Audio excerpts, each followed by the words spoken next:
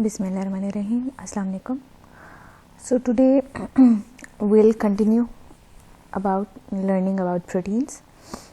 तो आज हम देखते हैं what is the requirement of amino acids in our body. Different quantities of each amino acid are required in the body depending upon their need. Amino acids in the correct proportions are withdrawn from the bloodstream by cells throughout the day. The amount of essential amino acids required by men and women is given in the table. तो ये कुछ सारी की सारी हमारी essential amino acids हैं जिनकी amount दिन में कितनी चाहिए होती है वो यहाँ पे बताई गई हुई है.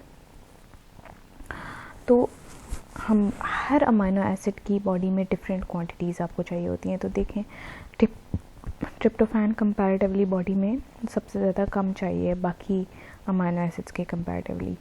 ठीक है, इसी तरीके से कुछ अमाइनो एसिड्स आपको सिर्फ 500 तक चाहिए तो कुछ आपको 1100 mg तक चाहिए. ठीक है, तो there is a difference upon different amino acids. When the amino group of one amino acid links with the carboxyl group of another, eliminating a water molecule, a peptide linkage is formed between the two.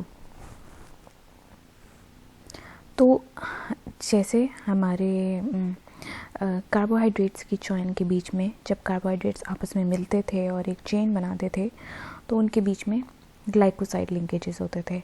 यहाँ पे जब दो amino acids आपस में मिलते हैं तो peptide linkage बनाते हैं. और जब दो अमाइनो एसिड्स आपस में मिलते हैं, ये देखें ये अमाइनो एसिड का फॉर्मूला है. एक साइड पे कार्बोक्सिल ग्रुप है, एक साइड पे आपके NH2 है और ये बीच में आपका फंक्शनल चेन है. ठीक है, तो अगर आपका ये अमाइनो एसिड है, ठीक है, दो अमाइनो एसिड इसी तरीके से अगर आपस में मिलते हैं तो वाटर मॉलिक्यूल की एलिमिनेशन हो जाती है, ये H2 बन जाता है. ठीक है, और बाकी आपका अमाइनो एसिड इस तरीके से बन जाता है. ठीक है, एक साइड पे कार्बोक्सिल एंड होता है, एक साइड पे NH2 होता है और बीच में ये आपका पेप्टाइड लिंकेज बन जाता है. ठीक है, तो इस तरीके से हमारे जो हैं अमाइनो एसिड्स जो हैं ये आपका एलिमिनेट हो रहा है वाटर मॉलिक्यूल. तो पेप्टाइड लिंकेज आपका इस तरीके से बनता है. दो अमाइनो एसिड्स अगर आपस में मिलेंगे तो पेप्टाइड लिंकेज के ज़रिए से मिलेंगे और एक वाटर मॉलिक्यूल की एलिमिनेशन हो जाती है. ठीक है, और इस तरीके से अगर दो अमाइनो एसिड्स आपस में मिलते हैं, ये एक अमाइनो एसिड है, अगर इसके साथ दूसरा मिल जाएगा तो ये डाईपेप्टाइड हो जाएगा. अगर इसके साथ एक और तीसरा मिल जाएगा तो ट्राईपेप्टाइड हो जाएगा. अगर तीसरे से ज़्यादा अगर 3 से ज़्यादा होगा, ठीक है, तो वो पॉलीपेप्टाइड हो जाएगा. ठीक है, कि बहुत सारी जो है पेप्टाइड लिंकेज या पेप्टाइड चेन. ठीक है, a dipeptide results when 2 amino acids. ठीक है, डाईपेप्टाइड आपका कब बनता है? जब 2 अमाइनो एसिड्स आपस में अटैच्ड होते हैं. ठीक है, किस तरीके से अटैच होंगे? Through peptide link.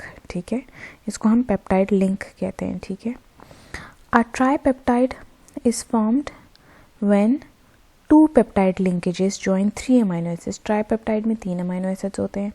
A polypeptide is produced when numerous amino acid units together by several unite together by several peptide bonds.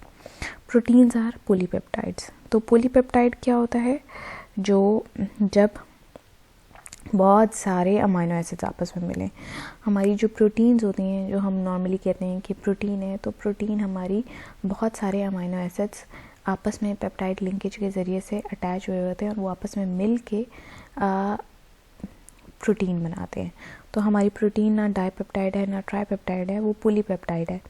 अब पॉलीपेप्टाइड को जब हम खाते हैं, ठीक है, तो हमारी प्रोटीन जब हम खाते हैं वो पॉलीपेप्टाइड होती है.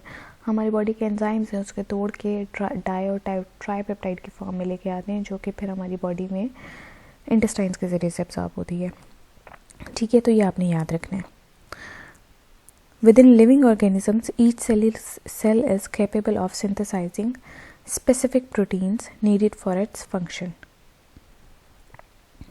तो हमारे जो सेल्स हैं they are capable of synthesising specific proteins. ठीक है, सेल्स कैसे बनाते हैं? सेल्स जो हैं वो स्पेसिफिक आपकी प्रोटीन्स बनाते हैं. ठीक है, हमारे सेल्स के अंदर जो न्यूक्लियस होते हैं उनके अंदर पहले से इन्फॉर्मेशन होती है कि ये आपने प्रोटीन बनानी है. तो जितनी भी हमारी प्रोटीन्स हैं वो सेल्स जो हैं बनाते हैं. जैसे फॉर एग्जांपल कोई भी चेन लेंथ हो सकती है, ठीक है। उसमें आइसोल्यूसिन भी हो सकती है, ल्यूसिन भी हो सकती है, लाइसिन भी हो सकती है, मीथियोनिन भी हो सकती है, ठीक है। तो वो एक स्पेसिफिक सीक्वेंस होता है, ठीक है, और उस सीक्वेंस से स्पेसिफिक आपकी प्रोटीन बनती है, ठीक है। अमाइनो एसिड्स को जोड़ के जो है एक प्रोटीन बनाई जाती है। अब वो प्रोटीन अगर बालों के लिए है तो उसके लिए स्पेसिफिक कोई और हेयर सीक्वेंस होगा, स्किन के लिए तो कोई और प्रोटीन होगी, टिश्यूज़ बन रहे हैं तो कोई और प्रोटीन होगी, हार्ट के टिश्यूज़ बन रहे हैं तो कोई और प्रोटीन सीक्वेंस होगा, ठीक है। तो इस तरीके से हमारी बॉडी जो है डिफरेंट प्रोटीन्स बनाती है। हमारी बॉडी डिफरेंट आपकी प्रोटीन्स बना सकती है, ठीक है, और हर प्रोटीन का डिफरेंट फंक्शन होता है।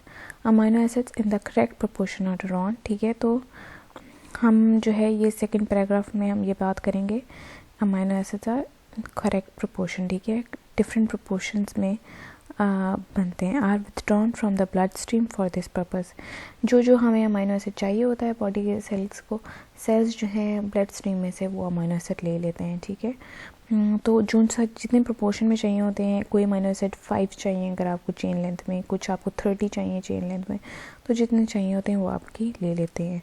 The sequence of amino acid of the protein is transcribed by the messenger ribonucleic acid which is located in the nucleus of the cell, mRNA, ठीक है, उसको मैसेंजर राइबोन्यूक्लिक एसिड कहते हैं। अब होता क्या है कि अब बॉडी को कैसे पता चलेगा या सेल्स को कैसे पता चलेगा कि किस सीक्वेंस में हमने जो है प्रोटीन बनानी है।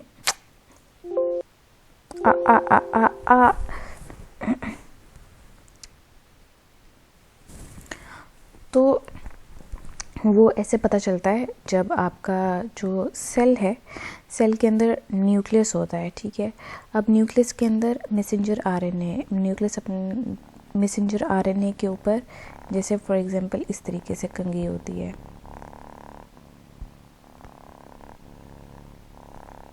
ये कंघी जो है बाहर आ जाती है, ठीक है, इस तरीके से, ठीक है। एक स्ट्रैंड होता है मैसेंजर आरएनए का, ठीक है, और उसके ऊपर इस तरीके से ये ऐसे होती है, ठीक है।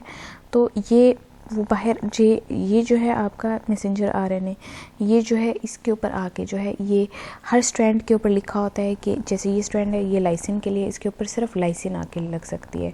ये स्ट्रैंड है ये ल्यूसिन है, इसके ऊपर सिर्फ ल्यूसिन आके लगेगी।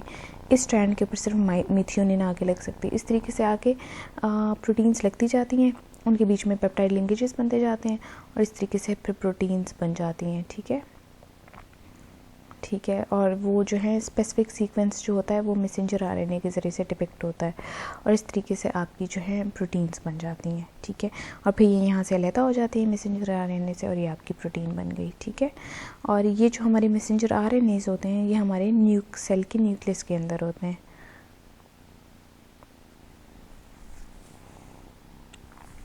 नेक्स्ट आ जाता है आपका distribution of protein in human body. तो आपकी प्रोटीन जो है ह्यूमन बॉडी में अबंडेंट फॉर्म में होती है, क्यों? क्योंकि हर आपका जो है लिविंग ऑर्गेनिज्म उसका बेसिक जो होता है प्रोटीन होती है, ठीक है। सबसे ज़्यादा प्रोपोर्शन में ह्यूमन बॉडी में वाटर होता है और वाटर के बाद प्रोटीन होता है, ठीक है। Only 1/2 of the dry weight of human body is protein. हमारी ह्यूमन बॉडी का जो 1/2 होता है ड्राई वेट का वो प्रोटीन होता है, ठीक है। और urine and bile are the only body fluids that do not normally contain protein. अच्छा, सिर्फ हमारे यूरिन में और बाइल में ये हमारे दो होते हैं, ठीक है, एक यूरिन और एक हमारा बाइल। सिर्फ इन दोनों में हमारी प्रोटीन नहीं होती, बाकी सारे के सारे हमारे फ्लूइड्स में प्रोटीन होती है, ठीक है। अब अगर हम देखें, ठीक है, डिस्ट्रीब्यूशन देखें हम, ठीक है, तो उसमें तकरीबन हमारे मसल्स के अंदर 33% होती है प्रोटीन, ठीक है। बोन्स और कार्टिलेज में, कार्टिलेज होता है बोन्स की तरह होता है लेकिन बहुत नरम हड्डी होती है। जैसे हमारी नाक है, नाक के अंदर कार्टिलेज है, ठीक है, नाक की हड्डी में। जैसे हमारे कान है, कान के अंदर जो है नरम सा हिस्सा होता है, मुड़ सा जाता है, ठीक है, लेकिन थोड़ा सख्त भी होता है, तो वो कार्टिलेज होता है, ठीक है। तो बोन्स और कार्टिलेज में 20% आपकी प्रोटीन होती है। स्किन 10% प्रोटीन से बनी हुई है और टिश्यूज़ और बॉडी फ्लूइड्स में 37% होता है। ठीक है।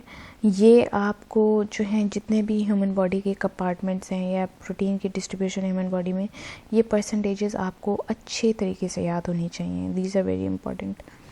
उसके बाद नेक्स्ट आपका आ जाता है,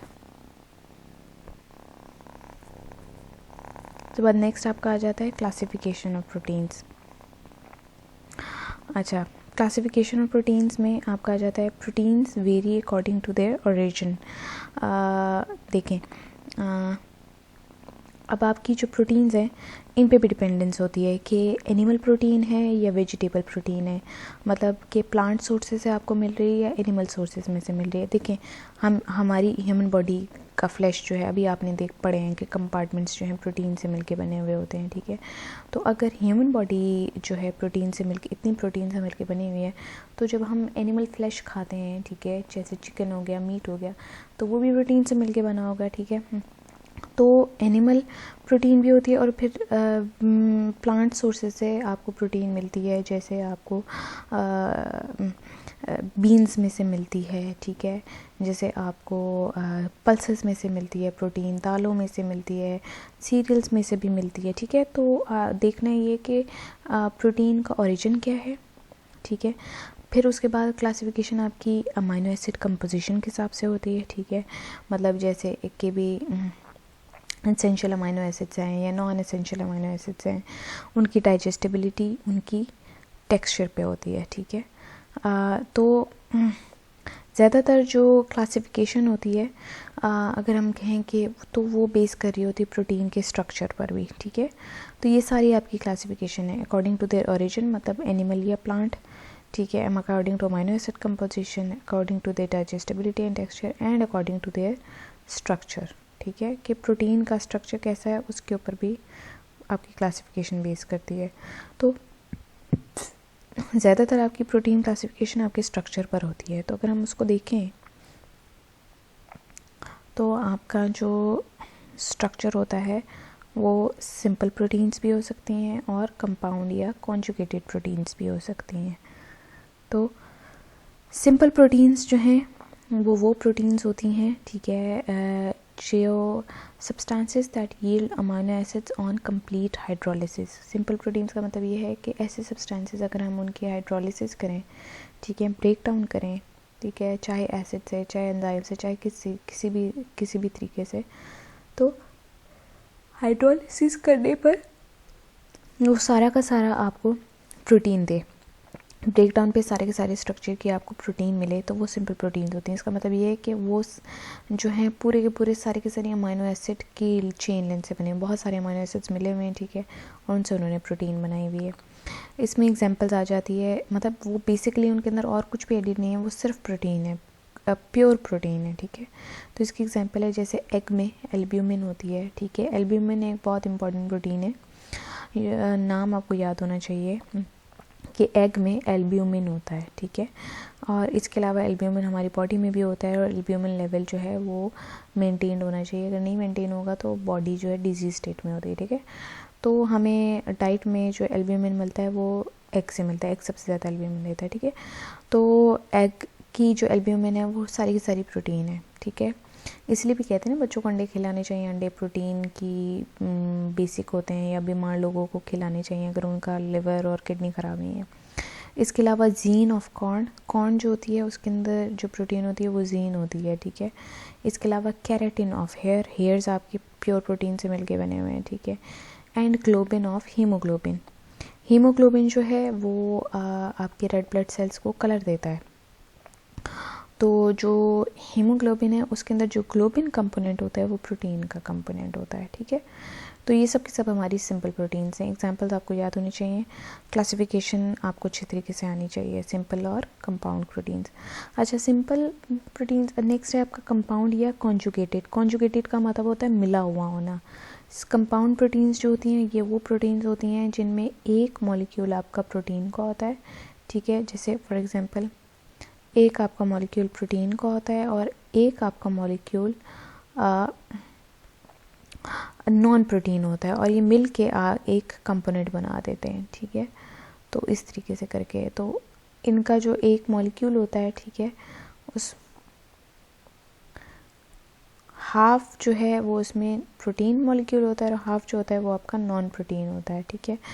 तो मतलब वो प्रोटीन के अलावा किसी भी और सोर्स का होगा, तो उसको हम कंपाउंड या कॉन्जुगेटेड प्रोटीन कहते हैं। इसकी एग्जांपल है हीमोग्लोबिन, ठीक है। प्रोटीन प्लस हीम ये दोनों मिलके हीमोग्लोबिन बनाते हैं और ये आपका ब्लड में होता है। कैसीन, कैसीन में प्रोटीन प्लस फॉस्फोरिक एसिड होता है और कैसीन आपका मिल्क में होता है, ठीक है। उसके अलावा म्यूसिन, म्यूसिन में कार्बोहाइड्रेट और प्रोटीन होता है और ये हमारे सलाइवा में होता है। लिपोप्रोटीन, लिपोप्रोटीन में प्रोटीन और लिपिड होता है, ये हमारे ब्लड में होता है। और न्यूक्लियोप्रोटीन, न्यूक्लियोप्रोटीन में प्रोटीन और न्यूक्लिक एसिड होता है और ये हमारे न्यूक्लियस के अंदर होता है। ये एग्जांपल्स भी आपको अच्छे तरीके से आनी चाहिए, ठीक है। एग्जांपल्स हैं आपकी, दोबारा से बता रही हूँ, हीमोग्लोबिन, कैसीन, म्यूसिन, लिपोप्रोटीन, ठीक है, और न्यूक्लियोप्रोटीन, ठीक है। ये सब आपकी एग्जांपल्स हैं प्रोटीन की। नेक्स्ट आ जाता है आपका functions of proteins. Functions of proteins में आपके आ जाते हैं dietary proteins provide amino acids that are required to build and maintain tissues that are involved in the production of enzymes।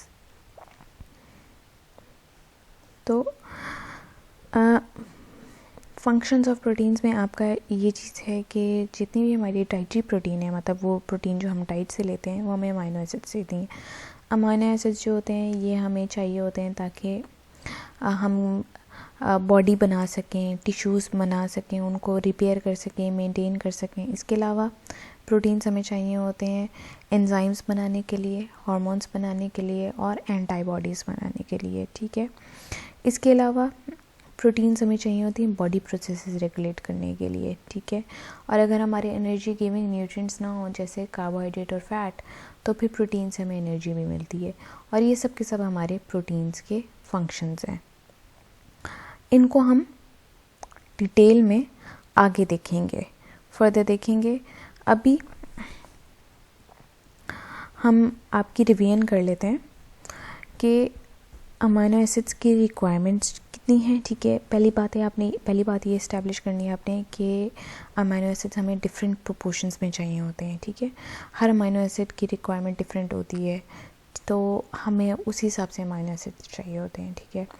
फिर उसके अलावा हम इनको करेक्ट प्रोपोर्शन में बनाते हैं, ठीक है। अब अमाइनो एसिड, अगर दो अमाइनो एसिड्स आपस में मिलेंगे तो मिलते हैं थ्रू पेप्टाइड लिंकेज, ठीक है। जब वो मिलते हैं आपस में तो वाटर की एलिमिनेशन से, जब भी कोई अमाइनो एसिड आपस में अटैच होता है तो दूसरे अमाइनो एसिड से अटैच होता है तो वाटर की मॉलिक्यूल की एलिमिनेशन के ज़रिए से अटैच होता है, ठीक है।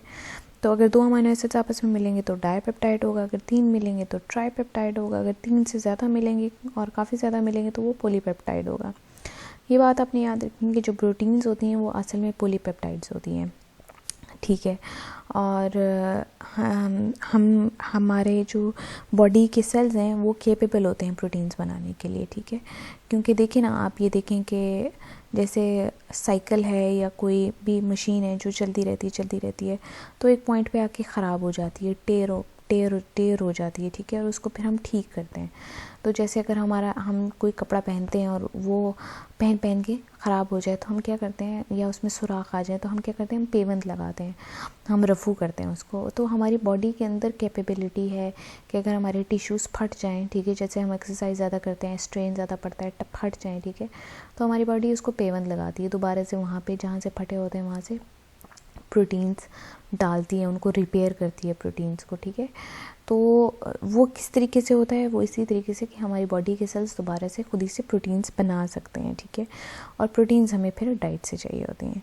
ये बात आपने याद रखनी है कि प्रोटीन्स जो हैं वो हमारी बॉडी में मैसेंजर आरएनए बनाता है और वो हमारे न्यूक्लियस के अंदर होता है, ठीक है।